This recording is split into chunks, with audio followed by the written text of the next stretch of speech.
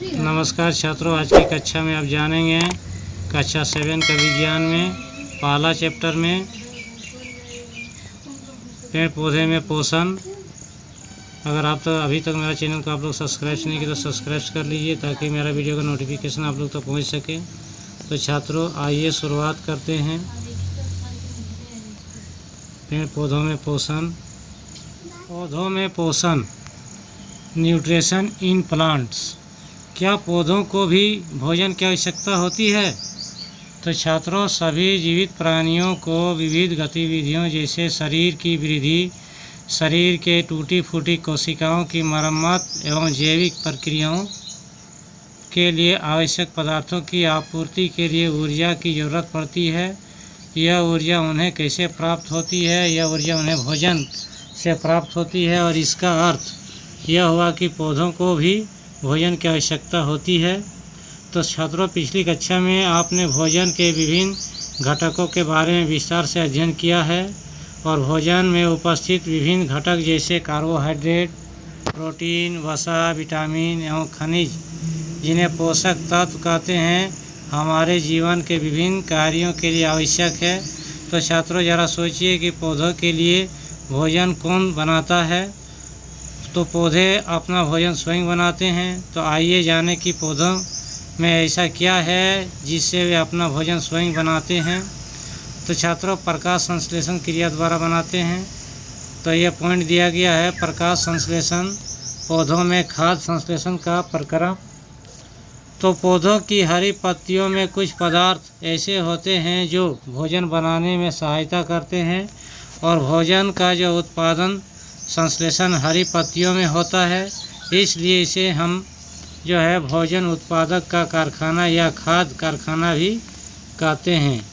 छात्रों, ये दिखाया गया है, इन्हें भी जानिए। जो चित्र में दिखाया गया है कि पौधों की हरी पत्तियों में हरित लवक पाए जाते हैं। क्लोरोप्लास्ट नामक एक प्रकार का पदार्थ पाया जाता है जिसे क्लोरोप्लास्ट कहते हैं। ये हरा वर्णक जो है जिसमें हरित क्लोरोफिल कहते हैं।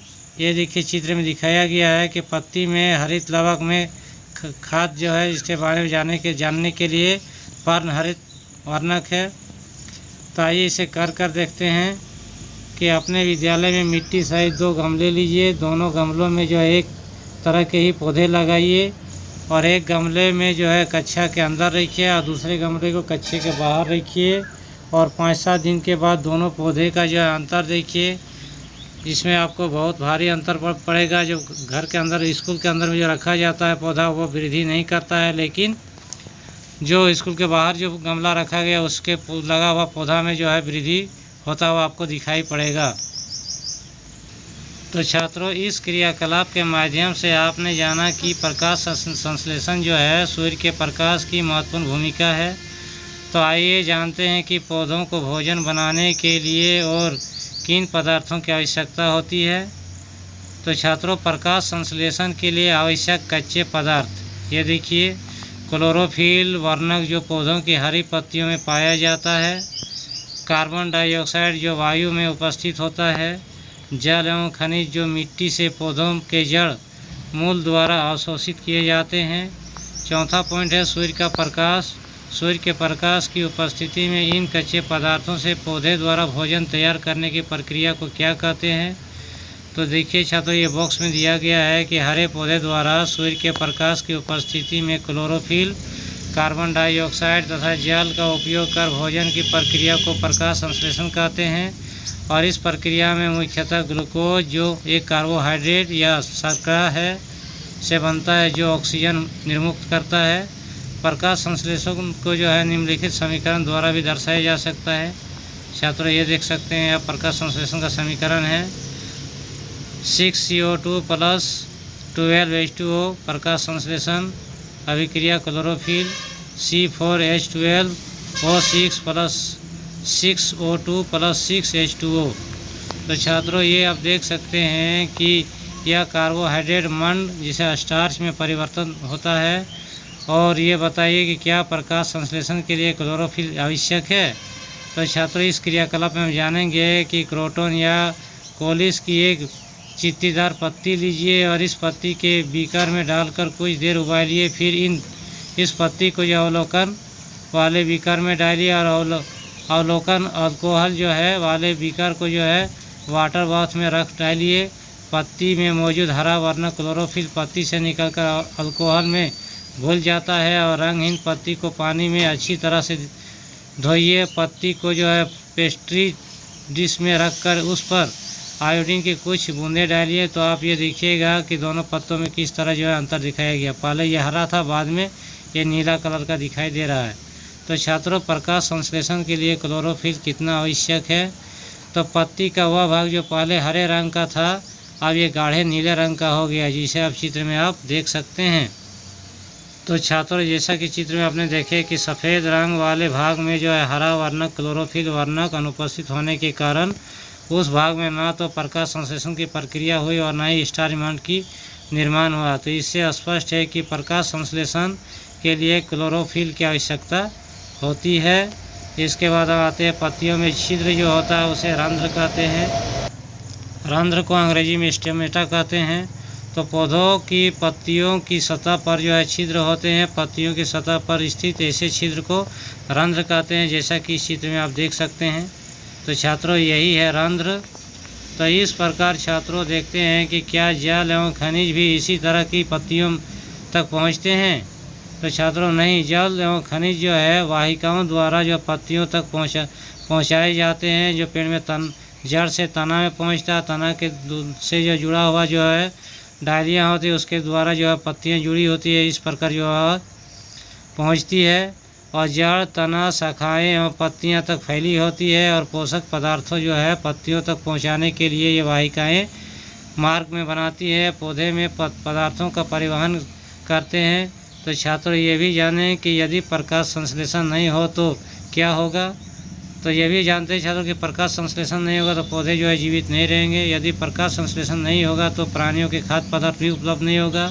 ऐसी स्थिति में पृथ्वी पर पाए जाने वाले समस्त जीव नष्ट हो जाएंगे, क्योंकि सभी जीवों का अस्तित्व जो है प्रत्यक्ष या परोक्ष रूप से पौधों पर ही निर्भर होता है, जो पौधे को भोजन के रूप में ग्रहण करता है, चाहे सजीव हो या यह मांसाहारी हो या शाकाहारी हो। तो प्रकाश संश्लेषण के दौरान भोजन के अतिरिक्त सभी जीवों के लिए अति आवश्यक ऑक्सीजन भी निर्मित होती है। यह प्रक्रिया वायुमंडल में कार्बन डाइऑक्साइड और ऑक्सीजन से संतुलन को बनाए रखता है। अतः प्रकाश संश्लेषण की अनुपस्थिति में जीवन की कल्पना भी करना असंभव है। इसलिए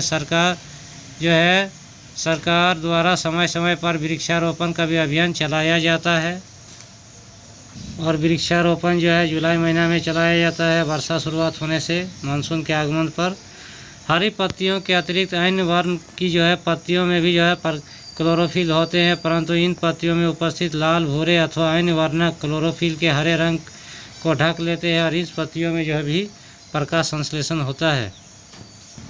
तो छात्रों, क्या आपने गीली दीवारों पर जो है तालाब अथवा ठहरे हुए जल की सतह पर जो है हरे रंग की चिकनी सतह के तंतु के आकार का शैवाल दिखाई आपको पड़ता होगा, जिसे शैवाल कहते हैं। तो इसमें भी जो क्लोरोफिल मौजूद होता है, जिसके कारण यह शैवाल हरे रंग का होता है, जो प्रकाश संश्लेषण द्वारा अपना भोजन स्वयं बनाते हैं।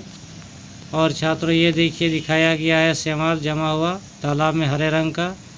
तो छात्रों, आप बताइए कि प्रकाश संश्लेषण की प्रक्रिया की जो है पत्तियाँ कार्बन डाइऑक्साइड कैसे ग्रहण करती है? क्या रंग बिरंगी पत्तियों में जो प्रकाश संश्लेषण की क्रिया होती है? तो छात्रों, अब हम कह सकते हैं कि पोषण की यह विधि जो है सजीव अपना भोजन संश्लेषित करते हैं और जिसे स्वपोषण कहलाती है। ऐसे जीव इस विधि को अपना भोजन ग्रहण करते हैं, इन्हें स्वपोषी कहते हैं। इस प्रकार पोषण की वह विधि जिससे जो है प्राणी अपना भोजन स्वयं संश्लेषित नहीं करती है, प्रत्यक्ष या अप्रत्यक्ष रूप से पौधों अथवा अन्य जीवों से निर्भर करते हैं, इसे हम क्या कहते हैं? परपोषी कहते हैं या विषम पोषण कहते हैं। ऐसे जीव जो अपना भोजन के लिए पौधों एवं अन्य जीवों पर निर्भर होते हैं, इसे हम परपोषी कहते हैं। तो क्या छात्रों, क्या पौधे भी विषम पोषी होते हैं? तो हाँ छात्रों, विषम पोषी होते हैं, जैसे अमरबेल हो गया जो दूसरे पेड़ पर जो है। तो छात्रों, जो विषम पोषी पौधा होता है वो जो अपना भोजन संश्लेषित नहीं कर पाते हैं, वह विषम पोषी होते हैं, दूसरे पौधे से अपना भोजन ग्रहण करते हैं। जैसे अमरबेल हो गया जो पीले रंग का होता है, सेवई की तरह, जिसे कि आप इस चित्र में देख सकते हैं। यह अमरबेल का जो है पौधा है, लत है। तब विषम पोषी जो पौधों में पोषण की कई विधियां होती है, आइए इन्हें जानते हैं। परजीवी पोषण, पोषण की वह विधि जिसमें प्राणी अपना भोजन अन्य जीवित प्राणियों के शरीर से प्राप्त करते हैं उसे परजीवी पोषण कहलाता है। तो इस प्रकार से भोजन प्राप्त करने वाले जीव को परजीवी कहते हैं। परजीवी जिस जीव से जो है अपना भोजन प्राप्त करता है उसे जो है पोषी कहते हैं। तो पौधे इस प्रकार का उदाहरण ये देखिए, मिसल्टो, रेफ्लेसिया, अमरबेल, ये सब परजीवी पौधा है। और ये देखिए मृतजीवी पोषण, तो पोषण की वह विधि जिसमें प्राणी मृत भोजन मृत अपघटित होगा जीव पदार्थ जो मृत पोषण कहलाता है। फफूंदी जैसे हो गया। तो छात्रों ये फफूंदी क्या होते हैं, तो आइए इसके बारे में जानते हैं। जैसे हो गया ब्रेड का एक टुकड़ा लीजिए और किसी नम या उष्ण स्थान पर रख दीजिए। 2-3 दिन के बाद उसमें देखिएगा ये हरे या भूरे रंग का जो उसमें काले काले धब्बे पड़ जाते हैं, जिसे हम फफूंदी कहते हैं। तो छात्रों ये देख सकते हैं, ये फफूंदी का जो है चित्र दिखाया गया है। तो इस प्रकार हम देखते हैं कि ये रुई आकार का होता है फफूंदी। फफूंद जो है आचार या चमड़े, कपड़े, अनाज, इन सब वस्तुओं में जैसे हल्का सा जो पानी के बूंदे पड़ने से जो कवक के रूप में जो दिखाई पड़ता है। तो कवक भी जो है एक प्रकार का जो मृतजीवी पौधा है। तो ये पदार्थ का ये अंकुरित होकर जो है कवक जन्म लेते हैं। तो छात्रों ये देखिए, ये है घटपर्णी का पौधा, कीटभक्षी पादप जिसे कहते हैं। पीचर पौधा जिसके मुंह में ढक्कन होता है, कोई भी कीड़ा इस पर बैठता है तो उसे अपना भोजन बना लेता है, इसे कीटभक्षी पौधा कहते हैं। या घटपर्णी या कलश पौधा भी कहते हैं। कीटभक्षी पौधे में जो है क्लोरोफिल वर्णक भी पाया जाता है। यह प्रकाश संश्लेषण प्रक्रिया करके भी भोजन तैयार करता है। वे कीटों का भक्षण करके नाइट्रोजन की उपस्थिति के लिए करते हैं। अधिकांश कीटभक्षी पौधा में नाइट्रोजन की कमी वाली जगहों में ही पाया जाता है। सहजीवी पोषण, कि आपने दो जीवों को जो है सहसंबंध के बारे में सुना है, तो यह भी एक विशेष प्रकार का संबंध है। जब भिन्न भिन्न प्रकार के दो जीव एक दूसरे की मदद करते हैं और वे एक साथ रहते हैं, तो ये अपना आवास एवं पोषक जो है तत्व एक दूसरे की मदद करते हैं और साथ में बढ़ते थे, सहजीवी बंधन भी कहते हैं। छात्रों ये देखिए लाइकेन का पौधा दिखाया गया, सेमाल मृतजीवी कवक है। ये देखिए लाइकेन का पौधा दिखाया गया, यह भी साधारण वृक्षों के तनों में पाया जाता है। बड़े बड़े वृक्षों में जो हरे वर्ण का भूरे रंग का जो चिपका हुआ रहता है, इसे लाइकेन कहते हैं। यह है दलहन फसल के जड़ों में जो गांठ होता है, ये भी जो है जीवाणु दलहन के पौधे जैसे चना, मटर, अरहर, मूंग, सेम आदि के जड़ों में पाए जाते हैं। ये जो है नाइट्रोजन की आपूर्ति करता है। तो इस प्रकार दोनों जीवों में जो फलीदार पौधे राइजोबियम मौजूद उपस्थित होता है और इस संबंध में जो किसानों के लिए विशेष महत्व रखते हैं। प्राकृतिक विधि के अतिरिक्त मिट्टी नाइट्रोजन, फास्फोरस, पोटेशियम जैसे तत्वों को जो आपूर्ति हम रासायनिक उर्वरकों द्वारा भी करते हैं। इसमें मिट्टी को खोया हुआ पोषक तत्व जो है दोबारा प्राप्त हो जाता है। तो छात्रों हमने क्या सीखा, तो इस चैप्टर में जो है आपने देखा कि जो ये है शिक्षकों का निर्देश और ये है अभ्यास, जिसे छात्रों आप लोग स्वयं इसे बनाइएगा। छात्रों अगर मेरा वीडियो आप लोग का अच्छा लगा हो तो सब्सक्राइब ज़रूर कीजिएगा और कमेंट ज़रूर कीजिएगा, ताकि आप लोग के लिए जो है और से अच्छा वीडियो बनाकर दे सकें। धन्यवाद। जय हिंद।